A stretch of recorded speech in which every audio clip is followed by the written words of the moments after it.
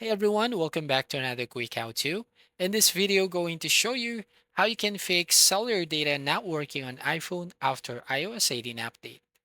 So first thing that you can do here is basically go to your control center, go to cellular data options, and you'll need to select the correct SIM card network. So make sure that you enter or turn on the correct SIM card settings.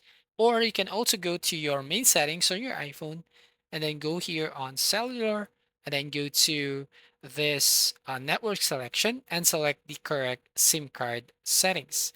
And you can also enable this voice and data and select on LTE, or you can select the very high level so you can load the data faster.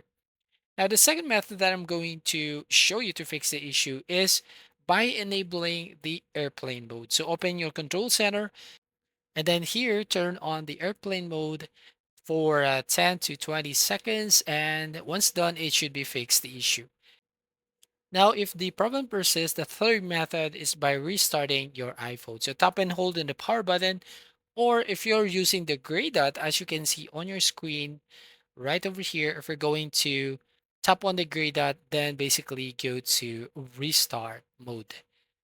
So from here, go to device, go to more, and then tap on restart and tap on restart. And once you reopen, then it should be fixed the issue.